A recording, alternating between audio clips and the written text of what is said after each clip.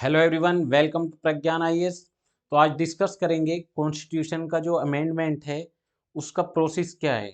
यानी Indian constitution के अंदर जो अमेंडमेंट का प्रोसेस है वो किस प्रकार का है, कैसे कॉन्स्टिट्यूशन का अमेंडमेंट किया जाता है, किस हद तक किया जा सकता है, कौन करता है। ऐसे कुछ क्वेश्चन के जवाब आज के वीडियो में आपको मिल जाएंगे।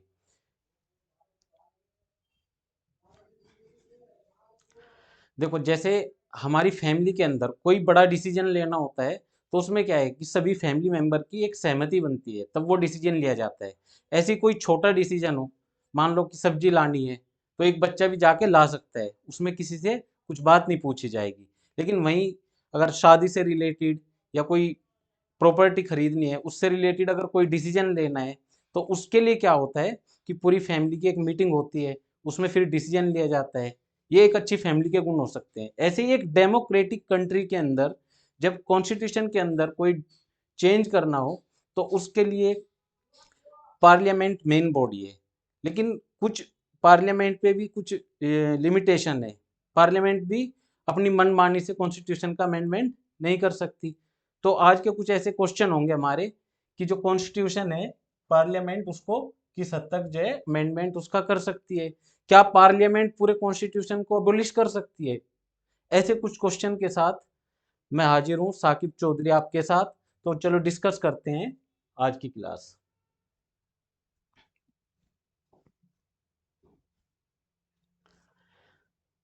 तो ये हुआ amendment to the Indian constitution, और ये रिलेटेड है आर्टिकल 368 से रिलेटेड है। 368, इसके लिए कॉन्स्टिट्यूशन में एक आर्टिकल दिया गया है, आर्टिकल 368। अब ये देखिए, ये एग्जाम के लिहाज से बहुत ही इंपॉर्टेंट टॉपिक होने वाला है। एक तो ये इंटरेस्टिंग टॉपिक है, जितना ये स्टूडेंट को पता होना चाहिए कि जो कॉन्स्टिट्यूशन है उसका प्रोसेस क्या है, उसके अमेंडमेंट का प्रोसेस क्या है। ऐसे ही एक आम नागरिक को, हर भारतीय को ये पता होना चाहिए कि कॉन्स्टिट्यूशन में अमेंडमेंट होता कैसे है। आपने सुना होगा अभी हाल ही में सीए जो है लागू हुआ है, उससे पहले जीएसटी लागू हुआ, ईडब्ल्यूएस का प्रोविजन लागू हुआ। तो ये कुछ ऐसी इंटरेस्टिंग चीजें हैं जो हर सिटीजन को पता होनी चाहिए कि ये कॉन्स्टिट्यूशन में आती कहाँ से है, या कॉन्स्टिट्यूशन से कोई अगर कोई चैप्टर निकाला जाता है, कोई आर्टिकल निकाला जाता है या उसमें ऐड किया जाता है, तो उसका प्रोसेस आज पूरा हम डिस्कस करेंगे। देखिए, जो कॉन्स्टिट्यूशन के अमेंडमेंट का प्रोसेस है वो मेनली बताया गया है आर्टिकल 368 के अंदर। आर्टिकल 368 ये बताता है कॉन्स्टिट्यूशनल अमेंडमेंट प्रोसेस। अब इसमें एक पार्ट दिया गया है कॉन्स्टिट्यूशन का, पार्ट 20। पार्ट 20 इसके लिए दिया गया है पार्ट 20, यानी भाग 20 के अंदर और आर्टिकल 368 के अंदर कॉन्स्टिट्यूशन के अमेंडमेंट का प्रोसेस बताया गया है। यहीं से एग्जाम के अंदर इस पेज से ही कुछ कई क्वेश्चन बन जाते हैं। जैसे पहला कि किस आर्टिकल से रिलेटेड है, दूसरा किस पार्ट से रिलेटेड है, और तीसरा कि आर्टिकल 368 के अकॉर्डिंग कॉन्स्टिट्यूशन में जो अमेंडमेंट करने के प्रोसेस हैं वो कितने टाइप के हैं। तो मैं आपको बता दूं, आर्टिकल 368 के अकॉर्डिंग जो कॉन्स्टिट्यूशन का अमेंडमेंट किया जा सकता है वो दो तरह से किया जा सकता है।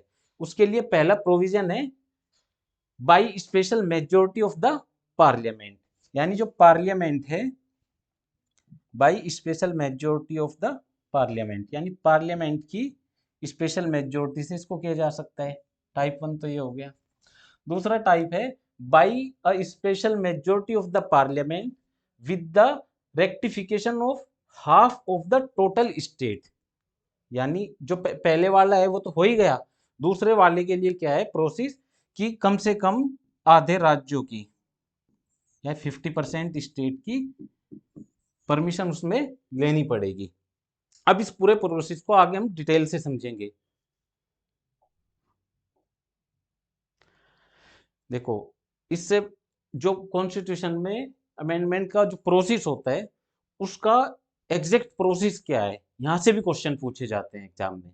तो ये जान लेते हैं। देखो, पहला बता रहे हैं कि आपने सुना होगा कि जो हमारी पार्लियामेंट है वो तीन फैक्टर उसमें जुड़ जाते हैं। पहला है लोकसभा, पार्लियामेंट में 3 फैक्टर जोड़े जाते हैं। कौन कौन से हैं? पहला है लोकसभा, दूसरा है राज्यसभा, और इनके ऊपर है प्रेसिडेंट। तो अगर कोई भी बिल कॉन्स्टिट्यूशन के अमेंडमेंट से रिलेटेड है तो वो लोकसभा या राज्यसभा से लाया जा सकता है। इसमें एक चीज समझने वाली जो है, एक बात जो समझने वाली है वो ये है कि प्रेसिडेंट किसी भी बिल के लिए पहल नहीं कर सकते हैं। यानी प्रेसिडेंट को ऐसी कोई पावर नहीं है कि वो किसी बिल के लिए पहल कर सके। और इसके नीचे होते हैं स्टेट्स, पार्लियामेंट के नीचे हैं स्टेट्स। तो आर्टिकल 368 के अकॉर्डिंग जो 2 मेथड है उसमें तो स्टेट को भी कोई पावर नहीं है कि वो ऐसा कुछ कर सके कि वो बिल के लिए पहल कर सके कॉन्स्टिट्यूशन के अमेंडमेंट के लिए। तो यहाँ पावर है केवल लोकसभा और राज्यसभा को कि यहाँ इसके मेंबर ही किसी बिल के लिए पहल कर सकते हैं। दूसरा इसमें देखते हैं, दूसरा बात कर रहे हैं कि जो बिल है वो किसी मिनिस्टर या प्राइवेट मेंबर के द्वारा ही लाया जा सकता है। किसी मिनिस्टर या प्राइवेट मेंबर के द्वारा ही उसको पेश किया जाएगा। अब यहाँ 2 वर्ड आए, एक आया मिनिस्टर और दूसरा आया प्राइवेट मेंबर। तो मिनिस्टर तो आप जानते ही हो कि जो कैबिनेट मिनिस्टर होते हैं या minister of council of ministers जो होती है उसके जो मेंबर है वो ला सकते हैं बिल को। दूसरा वर्ड इंपॉर्टेंट है प्राइवेट मेंबर, इसको समझना जरूरी है। यहां से क्वेश्चन पूछा जा सकता है कि प्राइवेट मेंबर होता क्या है। प्राइवेट मेंबर, देखो प्राइवेट मेंबर भी लोकसभा या राज्यसभा का ही मेंबर होता है, बस फर्क इतना है कि वो कैबिनेट मिनिस्टर या काउंसिल मिनिस्टर का पार्ट नहीं होता, बस फर्क इतना है। इसका मतलब ये मत समझ लेना कि प्राइवेट मेंबर का मतलब ये है कि वो किसी अदर पार्टी का है या रूलिंग पार्टी का नहीं है, ऐसा कुछ मत समझ लेना। बस प्राइवेट मेंबर का मतलब सिर्फ इस बात से है कि वो कोई मिनिस्टर नहीं है। एक क्वेश्चन यहां से भी पूछ लिया जाता है। आगे कह रहे हैं कि राष्ट्रपति की पूर्व अनुमति की आवश्यकता नहीं है, यानी इस बिल को लाने के लिए प्रेसिडेंट की पहले से कोई जो है अनुमति नहीं चाहिए।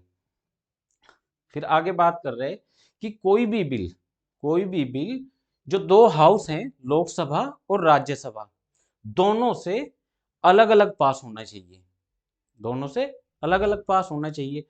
और दोनों हाउस से उसकी जो स्पेशल मेजोरिटी है, स्पेशल मेजोरिटी स्पेशल जो मेजोरिटी है, स्पेशल मेजोरिटी से वो पास होना चाहिए। अब ये स्पेशल मेजोरिटी क्या है? देखो मान लेते हैं लोकसभा का एग्जाम्पल रख लेते हैं कि लोकसभा में जो सीट्स की संख्या है, नंबर ऑफ सीट्स है तो 550, लेकिन अभी करंट में मेंबर है 545। तो पहले तो इसका 50% होना चाहिए, कम से कम इसके 50% मेंबर मौजूद होने चाहिए। ये हो गया ऐसे 272, ये सरकार बनाने का आंकड़ा भी होता है। तो इसका कम से कम 50% मेंबर उस हाउस में मौजूद होने चाहिए। दूसरा ये जो 50% मेंबर है इनके कम से कम 2/3 से, इनके 2/3 की मेजोरिटी से ये बिल पास होना चाहिए और हर हाउस से अलग अलग होना चाहिए। सेम प्रोसेस से फिर ये बिल गुजरेगा राज्यसभा से, राज्यसभा से भी ऐसे ही होगा, वहां पे भी स्पेशल ऐसी मेजोरिटी चाहिए। उसके बाद ये जाएगा प्रेसिडेंट के पास, जब प्रेसिडेंट की असेंट इसको मिल जाएगी तब ये एक्ट बन जाएगा। ये मैंने बता ही दिया कि प्रत्येक सदन को अलग से विधेयक को अलग से पारित करना होगा। एक इंपॉर्टेंट चीज और है, एक इंपॉर्टेंट फैक्ट और है यहाँ पे जो एग्जाम में पूछा जाता है कि जब दोनों हाउस के बीच में कोई ऐसी असहमति बन जाए कि बिल पास नहीं हो पा रहा है, ऐसी कंडीशन आ गई कि बिल अब पास नहीं हो रहा है, तो उसके लिए ऐसा कोई प्रोविजन नहीं है कि इसके लिए जॉइंट सीटिंग बुला ली जाए, यानी no provision for joint sitting. Joint sitting के बारे में आपने सुना होगा, आर्टिकल 108 है कॉन्स्टिट्यूशन के अंदर।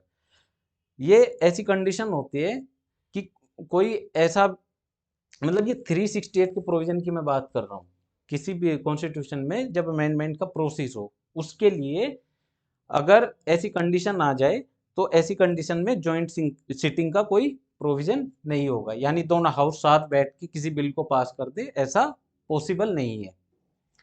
आगे बात करते हैं, यदि कोई बिल है और वो कॉन्स्टिट्यूशन के, कोई बिल कॉन्स्टिट्यूशन के फेडरल स्ट्रक्चर से रिलेटेड है, कॉन्स्टिट्यूशन के फेडरल स्ट्रक्चर से रिलेटेड है, तो उसके लिए एक प्रोसीजर होता है कि पार्लियामेंट का जो पार्लियामेंट की जो स्पेशल मेजोरिटी है, पार्लियामेंट की स्पेशल मेजोरिटी जो है वो तो चाहिएगी, दोनों हाउस से अलग अलग पास होगा, उसके बाद जाएगा वो स्टेट्स के पास। तो कम से कम जो हमारे देश के, हमारे कंट्री के जो टोटल स्टेट हैं, उनमें से 50% स्टेट की उसमें सहमति जरूरी है। और ये जो स्टेट जो इस बिल को पास करेंगे, ये 50% स्टेट इस बिल को पास करेंगे, ये करेंगे इसको सिंपल मेजोरिटी से। यहाँ पे सिंपल मेजोरिटी क्या है वो भी समझना जरूरी है। ये स्टेट वाली सिंपल मेजोरिटी क्या है, सिंपल मेजोरिटी क्या है? तो सिंपल मेजोरिटी है कि उस हाउस में जो उसकी लेजिस्लेशन है, स्टेट लेजिस्लेशन में कोरम की कंडीशन होनी चाहिए, कोरम की स्थिति होनी चाहिए। कोरम मैंने आपको पहली वीडियो में बताया था, यानी जो हाउस के टोटल मेंबर है उसका 10% उस टाइम मौजूद होने चाहिए, और उन 10% में से जब 50% उस बिल को पास करने की सहमति दे देंगे तो ये हुई सिंपल मेजोरिटी। तो दो कंडीशन हो गई, एक कंडीशन 1 की बात हमने कर ली और कंडीशन 2 की बात कर ली। इसके बाद ये बिल जाएगा फिर से प्रेसिडेंट के पास, और प्रेसिडेंट के पास क्या क्या ऑप्शन होंगे? प्रेसिडेंट के पास केवल एक ही ऑप्शन है कि वो इस बिल को एक्सेप्ट करे, इस पे साइन करे, वो इस पे कोई भी किसी भी प्रकार की वीटो नहीं कर सकते हैं। तो बिल पे अगर कोई रुकावट हो सकती है, वो लोकसभा में हो सकती है, राज्यसभा में हो सकती है, या 50% जो स्टेट हैं उनके स्तर पे हो सकती है। मान लो 50% स्टेट ने अपनी सहमति दे दी और 50% ने नहीं दी, तो इससे कोई फर्क नहीं पड़ेगा। तो कहीं ना कहीं जो संघीय जो प्रावधान है, जो फेडरल जो इसका स्ट्रक्चर है, अगर उसमें कोई अमेंडमेंट किया जाता है तो उससे रिलेटेड, मतलब पार्लियामेंट जो है अपनी मनमानी से कॉन्स्टिट्यूशन को नहीं बदल सकती। कहीं ना कहीं ये लिमिटेशन है पार्लियामेंट पे कि अकेले इस कंट्री के कॉन्स्टिट्यूशन को पार्लियामेंट अकेले अमेंड नहीं कर सकती। तो उसके लिए जरूरी है कि 50% स्टेट की परमिशन भी लेनी पड़ेगी। आगे बात करते हैं, अब देखते हैं कि जो कॉन्स्टिट्यूशन में अमेंडमेंट का जो प्रोसेस है वो कितने टाइप का है। अभी हमने पढ़ा कि अमेंडमेंट का जो प्रोसेस है 368 के अकॉर्डिंग, आर्टिकल 368 के अकॉर्डिंग यह दो तरह का है, दो तरह का है 368 के अकॉर्डिंग। एक बताया था मैंने आपको पार्लियामेंट की स्पेशल मेजोरिटी, और दूसरा बताया था कि पार्लियामेंट की स्पेशल मेजोरिटी प्लस 50% स्टेट की, 50% स्टेट की जो है इसमें सहमति होनी चाहिए। लेकिन एक तरीका और भी है, इसको बोला जाता है अमेंडमेंट बाय सिंपल मेजोरिटी, यानी संसद के साधारण बहुमत द्वारा संशोधन।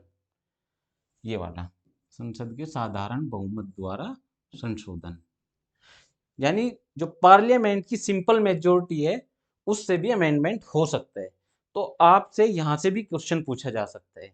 जब क्वेश्चन ये पूछा जाए कि आर्टिकल 368 के अकॉर्डिंग कितने मेथड है कॉन्स्टिट्यूशन को अमेंड करने के, तब आपको आंसर लगाना है दो मेथड, और ये दो मेथड है, ये पार्लियामेंट की स्पेशल मेजोरिटी और दूसरा है पार्लियामेंट की स्पेशल मेजोरिटी प्लस 50% स्टेट्स की सहमति, यानी सिंपल मेजोरिटी।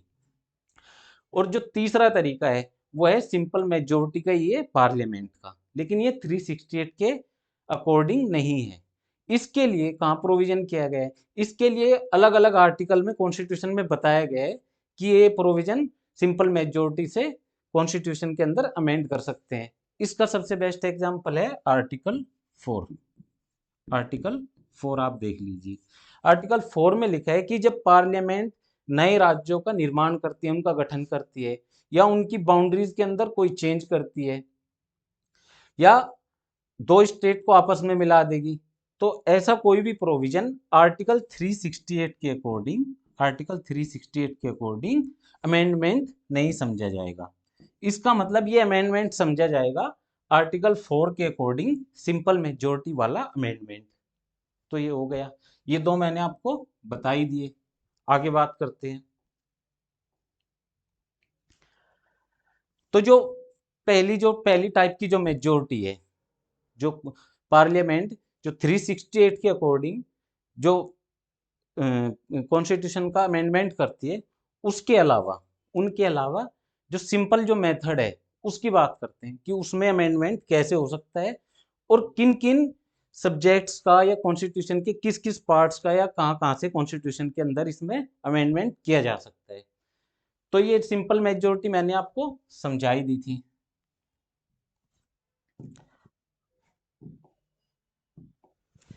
तो जो सिंपल मेजोरिटी है ये मैंने आपको बताई दी थी कि सिंपल मेजोरिटी है क्या।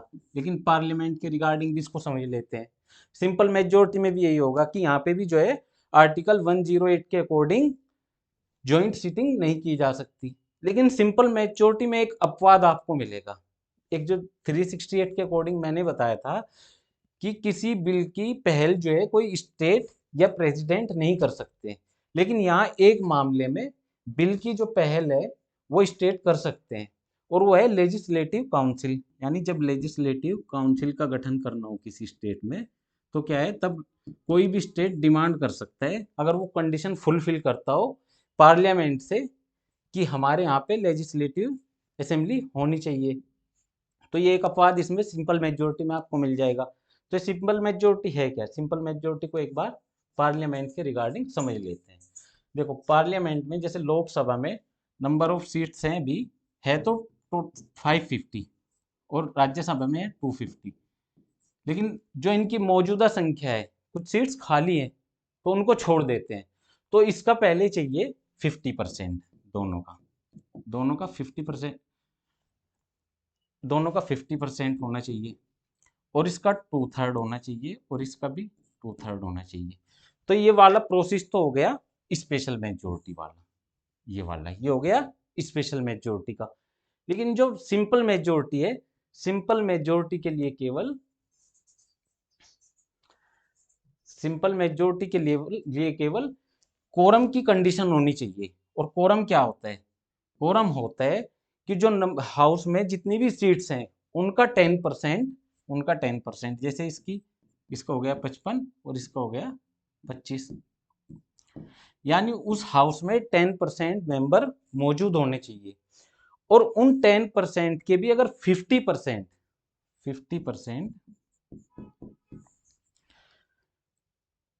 50% अगर बिल को सहमति दे देते हैं तो वो पास हो जाएगा। ये हुई सिंपल मेजोरिटी। ये मिनिमम कंडीशन है, कोरम मिनिमम कंडीशन है।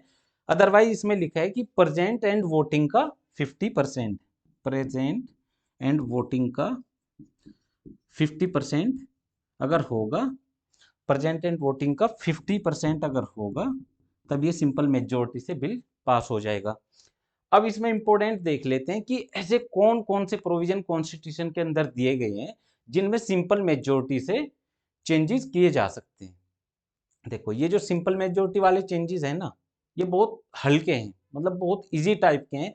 अगर कौन पार्लियामेंट इनमें कोई चेंज कर भी देती है ना, तो इससे किसी सिटीजन की लाइफ पे या उसके फंडामेंटल राइट पे या देश के कॉन्स्टिट्यूशन पे या देश का जो फेडरल स्ट्रक्चर है या कुछ बड़ी चीजें जो हैं इस देश की, उन पे कोई ज्यादा इसका इफेक्ट नहीं पड़ता। इसलिए जो सिंपल मेजोरिटी वाले प्रोविजन है वो आपको देखने को मिलेंगे शेड्यूल 1 में, शेड्यूल 1 में मिलेंगे, शेड्यूल 2 में मिलेंगे, शेड्यूल 5 में मिलेंगे, और शेड्यूल 6 में मिलेंगे।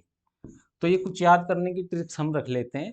आगे और भी हैं, पहले अभी ये देखते हैं। जैसे कह रहे हैं कि एंट्री और इस्टेब्लिशमेंट ऑफ न्यू स्टेट, यानी नए राज्यों का प्रवेश या स्थापना। यानी कोई नया राज्य अगर बनता है या दो राज्य एक जगह जुड़ते हैं, तब क्या है कि सिंपल मेजोरिटी से ये हो सकता है।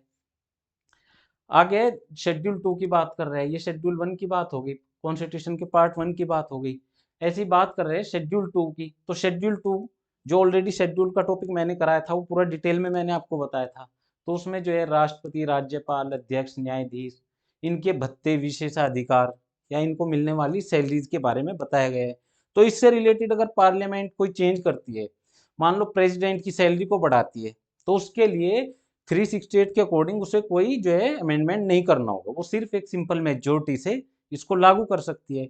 कम करनी है, ज्यादा करनी है, भत्ते बढ़ाने घटाने, कुछ भी अगर करना है तो वो क्या है, सिंपल मेजोरिटी से हो जाएगा। ऐसे ही जो संसद के सदस्य हैं, मेंबर ऑफ पार्लियामेंट है, उनके भी अगर वेतन भत्ते, उनकी सैलरीज वगैरह घटानी या बढ़ानी है तो वो भी इसी से डिसाइड होंगे। फिर आगे बात करते हैं शेड्यूल 5 की, कि शेड्यूल 5 में अगर कोई नए एरिया को इंक्लूड किया जा रहा है या किसी एरिया को निकाला जा रहा है तो उसके लिए भी सिंपल मेजोरिटी की ही जरूरत होगी। ऐसे ही शेड्यूल 6 की बात करेंगे।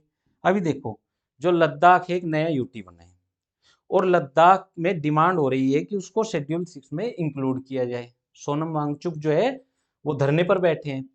तो ऐसी कंडीशन में पार्लियामेंट को कुछ नहीं करना, वो सिर्फ एक सिंपल जो मेजोरिटी है उससे लद्दाख के रीजन्स को या लद्दाख को शेड्यूल 6 में इंक्लूड कर सकती है। इसके लिए कुछ भी नहीं है। तो ये देखो, शेड्यूल 1 हो गई, शेड्यूल 2 हो गई, शेड्यूल 5 और शेड्यूल 6 के प्रोविजन ये इजीली क्या है, सिंपल मेजोरिटी से चेंज किए जा सकते हैं। आगे देखते हैं। आगे बात कर रहे हैं कि स्टेट के अंदर जो राज्य विधान परिषद है या लेजिस्लेटिव जो काउंसिल्स हैं, लेजिस्लेटिव काउंसिल्स, अगर उनका गठन करना है, अबोलिशन और क्रिएशन, यानी राज्य विधान परिषद को अगर बनाना है या खत्म करना है, ये काम भी जो है सिंपल मेजोरिटी से किया जा सकता है। पार्लियामेंट में जो कोरम वाली सिचुएशन है उसको अगर खत्म करना है या बनाए रखना है, ये काम भी जो है सिंपल मेजोरिटी से किया जा सकता है। और ये 1976 में जो 42nd कॉन्स्टिट्यूशनल अमेंडमेंट हुआ था उसमें कोरम वाले सिस्टम को खत्म भी किया गया था, तो वो भी सिंपल मेजोरिटी से हुआ था। आगे बता रहे rules of procedure in parliament, यानी जो पार्लियामेंट है उसके जो नियम बनाने की जो प्रक्रिया है उसको भी इससे चेंज किया जा सकता है। अगला है संसद उसके सदस्यों और उसकी समितियों के विशेषाधिकार को घटाया या बढ़ाया जा सकता है। फिर आगे कह रहे हैं कि जो नंबर ऑफ डिप्टी जजेज in supreme court, supreme court की बात की गई है, यानी सुप्रीम कोर्ट के अंदर जो डिप्यूटी जजेस होते हैं उनके नंबर्स को बढ़ाया जा सकता है या घटाया जा सकता है। एक चेंज ये किया जा सकता है। ऐसे to provide more jurisdiction to the supreme court, यानी सुप्रीम कोर्ट का जो ज्यूरिडिक्शन का दायरा है, अगर वो पहले इतना है या 4 क्षेत्रों पे उसका ज्यूरिडिक्शन है, 5 पे है, तो क्या है, तो पार्लियामेंट उसको बढ़ा सकती है ज्यूरिडिक्शन को, यानी बढ़ाने की पावर है।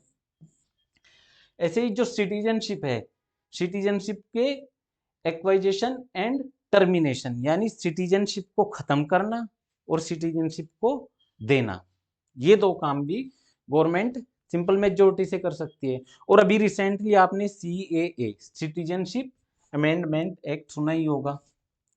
इसके लिए अलग से कोई बहुत बहस नहीं हुई पार्लियामेंट में, कुछ नहीं हुआ, चुपचाप इसको लागू कर दिया गया सिंपल मेजोरिटी से। क्योंकि जब एक बहुत बड़े बहुमत वाली सरकार सत्ता में होती है तो उसके लिए सिंपल मेजोरिटी से तो छोड़ो, दोनों हाउस से स्पेशल मेजोरिटी से भी किसी बिल को पास कराना बड़ा आसान होता है।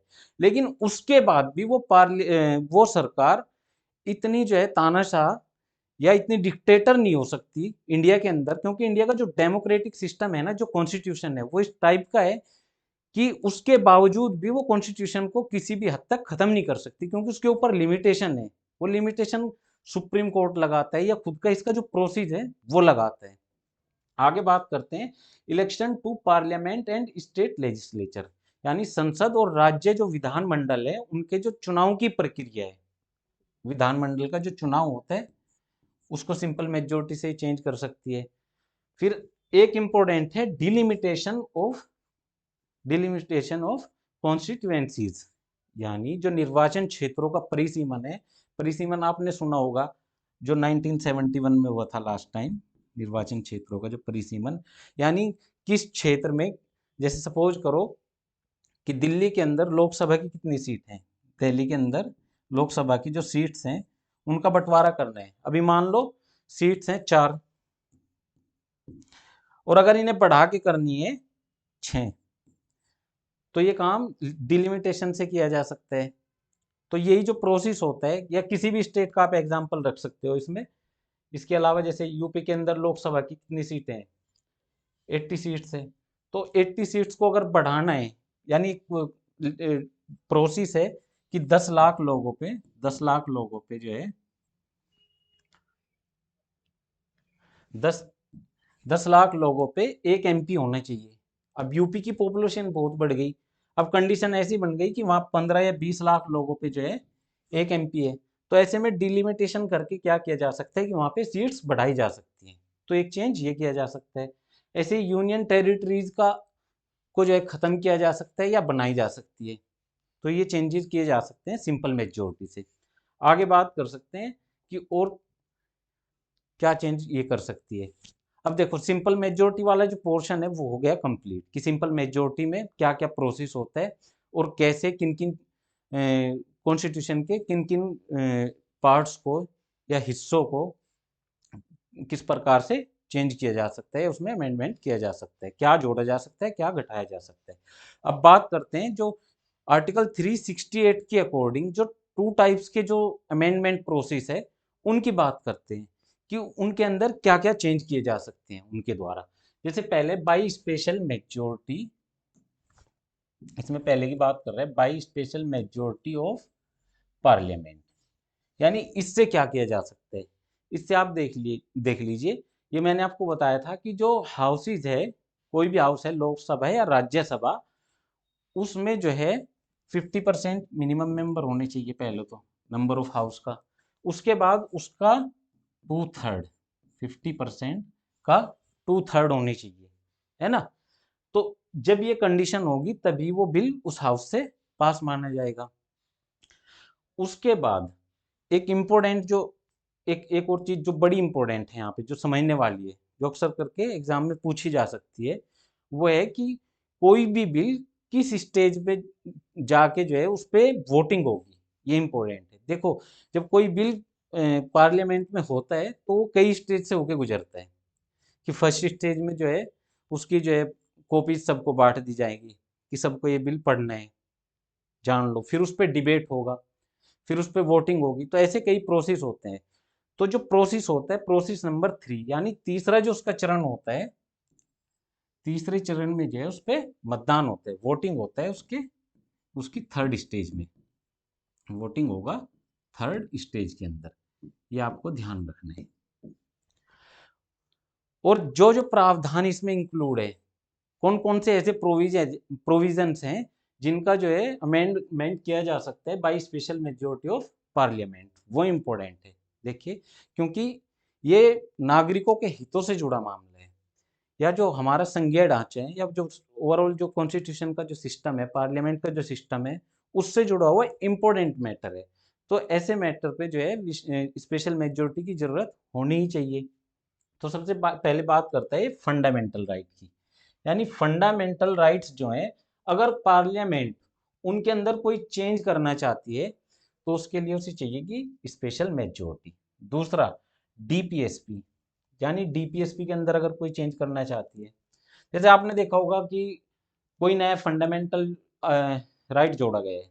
सपोज करते हैं 86 जो कॉन्स्टिट्यूशनल अमेंडमेंट था, 86 कॉन्स्टिट्यूशनल अमेंडमेंट से जो है राइट टू एजुकेशन जोड़ा गया, right to education article 21A में जोड़ा गया।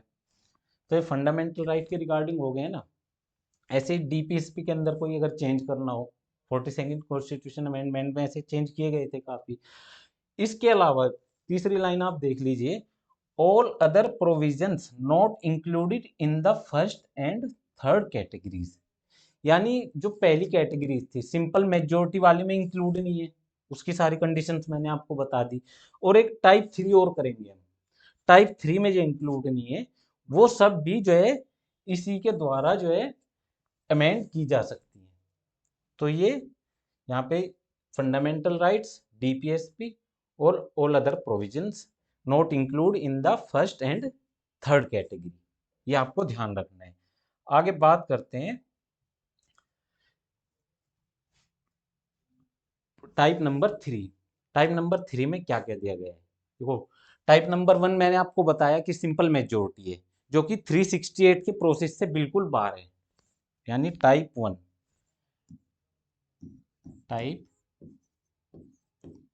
1 ये सिंपल मेजोरिटी है, सिंपल मेजोरिटी।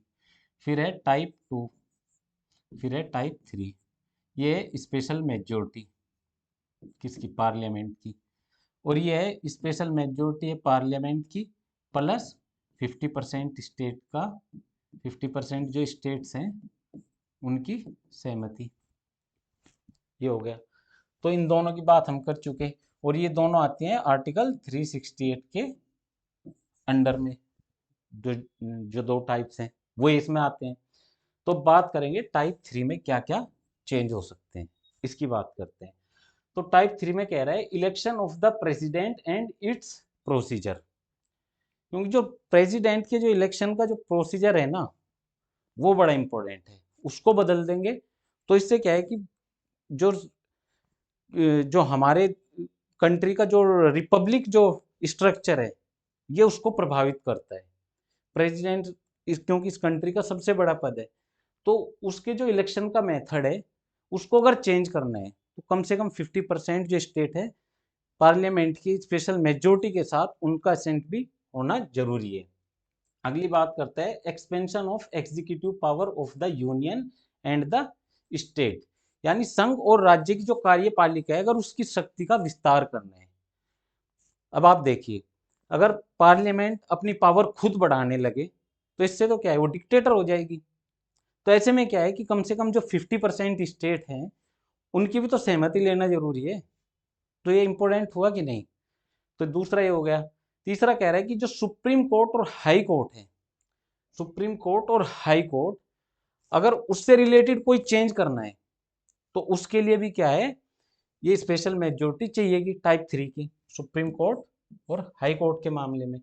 ऐसे ही distribution of legislative powers among union and state, यानी जो संघ और राज्य के बीच जो विधायी शक्तियों का वितरण है ना, संघ और राज्य के बीच जो संबंध है उससे रिलेटेड जो लेजिस्लेटिव जो पावर है अमंग यूनियन एंड स्टेट, उससे रिलेटेड प्रोविजन भी आर्टिकल 3 से ही जुड़े हुए हैं। अगर इसमें कोई चेंज करना है, भाई मान लो कल पार्लियामेंट ये सोचे कि जो स्टेट है उनकी पावर बिल्कुल कम कर दे, तो वो पॉसिबल नहीं है ना, यानी ये तो एक तरह से पार्लियामेंट की डिक्टेटरशिप हुई।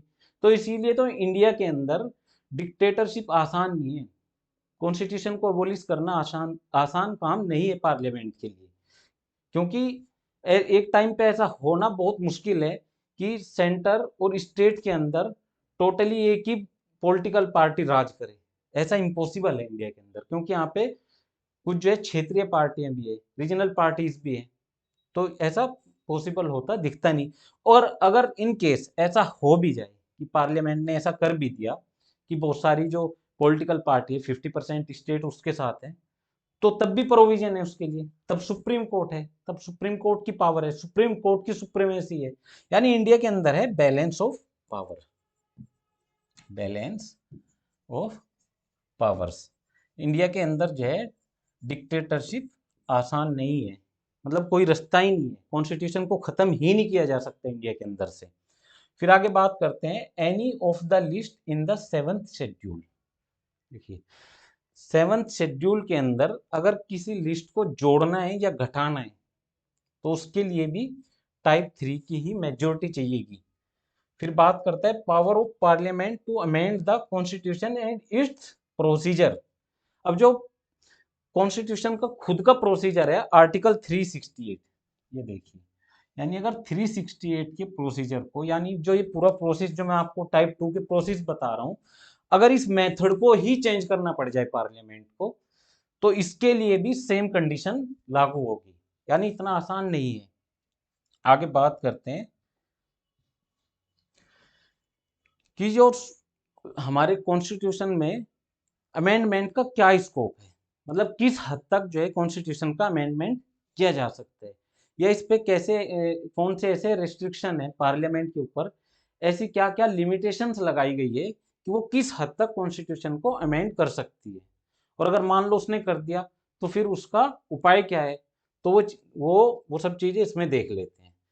यानी ये कह रहा है अभी जो करंट पोजीशन है आर्टिकल 368 के अकॉर्डिंग, वो क्या है, वो ये है कि parliament can amend any part of the constitution, यानी पार्लियामेंट कॉन्स्टिट्यूशन के किसी भी हिस्से को अमेंड कर सकती है, नो डाउट कर सकती है, including fundamental right, including fundamental rights, यानी फंडामेंटल राइट्स को जो है चेंज कर सकती है, घटा सकती है, बढ़ा सकती है। दूसरा है but without affecting the basic structure, ये देखिए, यानी फंडामेंटल राइट में चेंज तो कर सकती है गवर्नमेंट, लेकिन उसके बेसिक स्ट्रक्चर से छेड़छाड़ नहीं कर सकती।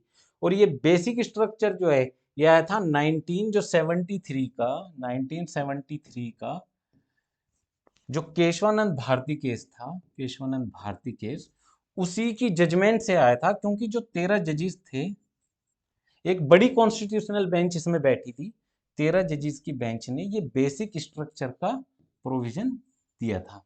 कॉन्स्टिट्यूशन में, पूरे कॉन्स्टिट्यूशन में ये कहीं भी मेंशन नहीं है कि बेसिक स्ट्रक्चर है क्या, लेकिन जो सुप्रीम कोर्ट है उसने समय समय पे अपने डिसीजन से ये साबित किया है कि बेसिक स्ट्रक्चर के पार्ट क्या क्या है, यानी कौन से पार्ट्स ऐसे हैं, कौन से टॉपिक ऐसे हैं या सब्जेक्ट्स ऐसे हैं कॉन्स्टिट्यूशन के अंदर जो बेसिक स्ट्रक्चर का पार्ट है। तो यानी जो पार्लियामेंट है वो बेसिक स्ट्रक्चर से छेड़छाड़ नहीं कर सकती है कॉन्स्टिट्यूशन के। Various supreme court decision have emerge as the fundamental feature, यानी जो कॉन्स्टिट्यूशन में जो सुप्रीम कोर्ट ने जो डिसीजन दिए हैं उससे ये जो बुनियादी विशेषताएं हैं बेसिक स्ट्रक्चर से रिलेटेड वो उभर के सामने आई है। सबसे पहली है इसमें सुप्रीमेसी ऑफ द कॉन्स्टिट्यूशन, यानी संविधान की सर्वोच्चता जो है वो बेसिक स्ट्रक्चर का पार्ट है। सुप्रीमेसी ऑफ द कॉन्स्टिट्यूशन, इस देश के अंदर अगर सबसे बड़ा कुछ है, सुप्रीम अगर कुछ है, तो वह है इस देश का कॉन्स्टिट्यूशन। इससे बड़ा न तो इससे बड़ा ना तो प्रेसिडेंट है, ना प्राइम मिनिस्टर है, ना इस देश की पार्लियामेंट, इससे बड़ा कोई नहीं है, और ना कोई सुप्रीम कोर्ट का जज, यानी सबसे बड़ा हुआ इस देश का कॉन्स्टिट्यूशन, और ये पार्ट है बेसिक स्ट्रक्चर का। तो अब आप खुद बताओ, क्या इंडिया के अंदर डिक्टेटरशिप पॉसिबल है? क्या इंडिया के जो कॉन्स्टिट्यूशन है उसको एबोलिश किया जा सकता है, उसको खत्म किया जा सकता है? या क्या पार्लियामेंट उसको अपनी मनमानी से जो है उसको चेंज कर सकती है? ऐसा कुछ भी पार्लियामेंट नहीं कर सकती। आगे बात करते हैं welfare state, socio economic justice, ये डीपीएसपी के अंदर मेंशन है। यानी कॉन्स्टिट्यूशन की, अगर इन सब्जेक्ट्स को, कॉन्स्टिट्यूशन के इन सब्जेक्ट्स को, ये क्या है, कॉन्स्टिट्यूशन की फिलोसफी का पार्ट है। ये जो है आपको जो हमारी प्रियम्बल है, प्रियम्बल, प्रियम्बल के अंदर ये 3 वर्ड आपको मिलेंगे, ये भी जो है बेसिक स्ट्रक्चर का पार्ट हुए। फिर प्रिंसिपल ऑफ इक्वलिटी, यानी जो इक्वलिटी का प्रिंसिपल है आर्टिकल 14 के अंदर ये मेंशन है, इसको भी जो है पार्लियामेंट चाह के भी खत्म नहीं कर सकती, क्योंकि ये बेसिक स्ट्रक्चर का पार्ट। और अगर पार्लियामेंट इस पे कुछ करती है, कुछ लॉज लेके आती है, और वो जो है कॉन्स्टिट्यूशन को बिगाड़ रहे हैं, तो क्या है कि वो उसी हद तक कम हो जाएंगे। ठीक है, आगे बात कर रहे हैं sovereign democratic and Republic nature of Indian politics, यानी सोवरन डेमोक्रेटिक और जो रिपब्लिकन नेचर है इंडिया की, उसको भी जो है खत्म नहीं किया जा सकता। सोवरेन होने का मतलब संप्रभु, यानी जो कॉन्स्टिट्यूशन है ना उसके अकॉर्डिंग देश चलेगा, किसी बाहरी सत्ता के अकॉर्डिंग या इस देश के अंदर किसी पर्टिकुलर पर्सन के अकॉर्डिंग जो है ये देश नहीं चलेगा। और सोवरेनिटी इसकी, इस कंट्री की है यहाँ के लोगों में, मतलब इनडायरेक्टली इस देश की जो लोगों की जो इच्छाएं हैं उनके अकॉर्डिंग या संविधान के अकॉर्डिंग देश चलेगा। ऐसे ही बात करते हैं जो डेमोक्रेटिक इसका ढांचा है, लोकतांत्रिक जो ढांचा है, यानी जो लोकतांत्रिक होने का मतलब क्या है कि जो सरकार का चुनाव है, सरकार का जो चयन है वो लोगों द्वारा होगा। फिर है रिपब्लिकन, यानी जो हेड ऑफ द स्टेट है वो भी डायरेक्ट इनडायरेक्ट जो है लोगों के द्वारा ही चुना जाएगा। फिर जुडिशियल रिव्यू की बात करते हैं। देखिए जुडिशियल रिव्यू ये पावर है सुप्रीम कोर्ट की, जुडिशियल रिव्यू। इसमें क्या है कि सुप्रीम कोर्ट जब पार्लियामेंट कोई या स्टेट लेजिस्लेचर कोई ऐसा कानून बना दे जो कॉन्स्टिट्यूशन के अकॉर्डिंग नहीं है और सुप्रीम कोर्ट को ऐसा लग रहा है कि उसमें कोई कमी है, तो सुप्रीम कोर्ट उसका जुडिशियल रिव्यू कर सकता है और उसको उस लिमिट तक कम कर सकता है जिस लिमिट तक वो गलत है। ऐसे ही फ्री एंड फेयर इलेक्शन, यानी जो इलेक्शन है वो फ्री होने चाहिए, फेयर होने चाहिए। ये नहीं कि सरकार अपने किसी नुमाइंदे को जो है मुख्य चुनाव आयुक्त बना दे और वो अपनी मर्जी से चुनाव करा के फिर से उसी सरकार को जो है सत्ता में ला दे। ऐसा इंडिया के अंदर पॉसिबल नहीं है। तो जो इलेक्शन कमीशन है उसको भी फेयर तरीके से काम करना होता है। फिर बात कर रहे हैं secular character of the constitution, यानी जो कॉन्स्टिट्यूशन है उसका जो धर्मनिरपेक्ष चरित्र है। इसका मतलब ये है कि कभी भी कोई भी सरकार चाह के ऐसा घोषित नहीं कर सकती कि ये देश इस्लामिक कंट्री है या हिंदू राष्ट्र है। ऐसा कभी भी इंडिया के अंदर पॉसिबल नहीं है, क्योंकि इसके सेकुलर होने का मतलब है कि स्टेट जो है किसी एक धर्म विशेष को जो है अपना राजकीय धर्म घोषित नहीं करता। स्टेट के अकॉर्डिंग जितने भी देश के अंदर जितने भी रिलीजियन है वो सब स्टेट के अंदर है, कॉन्स्टिट्यूशन के अंदर उनको प्रोटेक्शन दिया गया है, लेकिन कोई एक धर्म जो है स्टेट का नहीं है। आगे बात करते हैं। आगे बात कर रहे हैं freedom and dignity of the individual, यानी किसी भी व्यक्ति की जो डिग्निटी है और उसकी जो फ्रीडम है उसका इसमें ध्यान रखा गया है। इंडिपेंडेंस ऑफ जुडिशरी, यानी जो जुडिशरी है इसको इंडिपेंडेंट रखा गया है, यानी जुडिशरी कभी भी किसी के तहत काम नहीं करेगी। अदरवाइज कल क्या होगा, अगर मान लो जुडिशरी पार्लियामेंट के अंडर में आ गई तो जो सुप्रीमेसी ऑफ सुप्रीम कोर्ट है या कॉन्स्टिट्यूशन की जो सुप्रीमेसी है वो खत्म हो जाएगी, पार्लियामेंट जो एक तरह से डिक्टेटर हो जाएगी। तो ऐसा भी पॉसिबल नहीं है। Separation of power between the legislature, executive and judiciary, यानी शक्ति का जो पृथक्करण, शक्ति पृथक्करण का जो सिद्धांत है वो भी इसी का पार्ट है। पार्लियामेंट्री जो सिस्टम है हमारे अंदर, हमारे इंडिया के अंदर क्या है, पार्लियामेंट्री सिस्टम, यानी जो मेन जो पावर होती है यहाँ पे वो होती है प्राइम मिनिस्टर के पास, और जो प्रेसिडेंशियल सिस्टम होता है उसमें मेन पावर होती है प्रेसिडेंट के पास। जैसे यूएसए के अंदर, यूएसए के अंदर प्रेसिडेंशियल सिस्टम है। फिर है limited power of parliament to amend the constitution. फिर बात कर रहे हैं federal character of the constitution, यानी कॉन्स्टिट्यूशन का जो संघीय ढांचा है वो। द रूल ऑफ लॉ, यानी जो द रूल ऑफ लॉ वो भी इसी का पार्ट हुआ। इफेक्टिव एक्सेस टू जस्टिस, यानी न्याय तक लोगों की जो है इफेक्टिव जो है पहुंच होना, न्याय तक प्रभावी पहुंच होना लोगों की, ये भी इसी का पार्ट हुआ। इसके बाद unity and integrity of the nation, मतलब इसमें मोस्टली जो प्रियम्बल के जो वर्ड्स हैं ना वो आपको देखने को मिलेंगे यहाँ पे। कॉन्स्टिट्यूशन की फिलोसफी पूरी आपको इसमें देखने को मिलेगी। आगे बात कर रहे हैं harmony and balance between fundamental right and DPSP, यानी जो डीपीएसपी है और फंडामेंटल राइट है दोनों के बीच में आपको बैलेंस देखने को मिलेगा। कई मामले में ऐसा हो सकता है कि जैसे 1976 में जो 42nd कॉन्स्टिट्यूशन अमेंडमेंट हुआ था, अब उसमें कुछ ऐसे प्रोविजन आ गए थे कि जिनमें फंडामेंटल राइट के ऊपर डीपीएसपी को वरीयता देनी पड़ी थी। तो ये भी अपने आप में एक बैलेंस ही है कि डीपीएसपी कहीं ना कहीं डायरेक्टली लोगों को ही तो फायदा पहुंचा रहे हैं, और अगर उसमें एक दो लोगों की फ्रीडम मतलब बिना वजह के खत्म हो रही है जिससे कि उन पर कुछ फर्क नहीं पड़ रहा है और कहीं ना कहीं देश हित में वो काम हो रहा है, तो डीपीएसपी को वरीयता दी जा सकती है। तो यही बैलेंस है इसका। फिर अगली बात की है रैशनैलिटी की।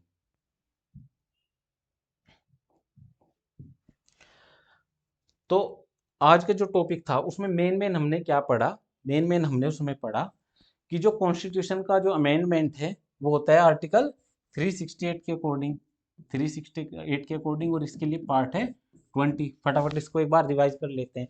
368 के अकॉर्डिंग दो मेथड है। मेथड 1 स्पेशल मेजोरिटी पार्लियामेंट की, मेथड 2 है special majority of parliament plus 50% state का जो है असेंट होना चाहिए, उनकी सहमति होनी चाहिए। कोई भी बिल जो है लोकसभा या राज्यसभा से कोई भी मंत्री या कोई भी प्राइवेट मेंबर बिल को लेके आ सकता है अमेंडमेंट से रिलेटेड। प्रेसिडेंट जो है, अगर ये प्रेसिडेंट के पास जाता है तो प्रेसिडेंट को क्या है, इस पे अपनी सहमति देनी होती है। इस पे 108 के अकॉर्डिंग, आर्टिकल 108 के अकॉर्डिंग ज्वाइंट सिटिंग नहीं हो सकती है। ज्वाइंट सिटिंग इस पे बिल्कुल नहीं हो सकती है। इसके अलावा थर्ड टाइप पड़ा है, एक टाइप और पड़ा है, सिंपल मेजोरिटी वाला। सिंपल मेजोरिटी वाला, सिंपल मेजोरिटी से जो है कौन कौन से जो है कॉन्स्टिट्यूशन में पार्ट्स जो है या प्रोविजन जो है वो अमेंड किए जा सकते हैं, एक ये पड़ा है। तो क्वेश्चन एक ये पूछा जाएगा, किस आर्टिकल में जो है कॉन्स्टिट्यूशन का अमेंडमेंट दिया गया है, आर्टिकल 368। किस पार्ट में दिया गया है, आर्टिकल 20। 368 के अकॉर्डिंग कितने मेथड है, 2 मेथड है जी, स्पेशल मेजोरिटी प्लस 50% स्टेट। ये स्पेशल मेजोरिटी पूछी जा सकती है, ये क्या है, ये पूरा मैंने आपको डिटेल में बताया। इसके अलावा सिंपल मेजोरिटी पूछी जा सकती है। सिंपल मेजोरिटी क्या हो सकती है, सिंपल मेजोरिटी में किन किन पार्ट्स का या किन किन हिस्सों का जो है कॉन्स्टिट्यूशन के अमेंडमेंट किया जा सकता है। Schedule 1, schedule 2, schedule 5, schedule 6, citizenship, ये सारी चीज़ें मैंने आपको बता दी। उसके अलावा जो पार्लियामेंट के ऊपर जो लिमिटेशंस है कॉन्स्टिट्यूशन को अमेंड करने की, वो है बेसिक स्ट्रक्चर का कंसेप्ट। यानी पार्लियामेंट अपनी मनमानी से जो है कॉन्स्टिट्यूशन का अपनी मनमानी से कॉन्स्टिट्यूशन का जो है अमेंडमेंट नहीं कर सकती। तो ये सब चीज़ें आज के टॉपिक में थी। इतना करने के बाद मुझे नहीं लगता किसी एग्जाम में आपका कोई भी क्वेश्चन छूट पाएगा। तो थैंक यू, आज की वीडियो में इतना ही। नेक्स्ट वीडियो का आप वेट करना, जल्दी आपको नेक्स्ट वीडियो में मिलेंगे।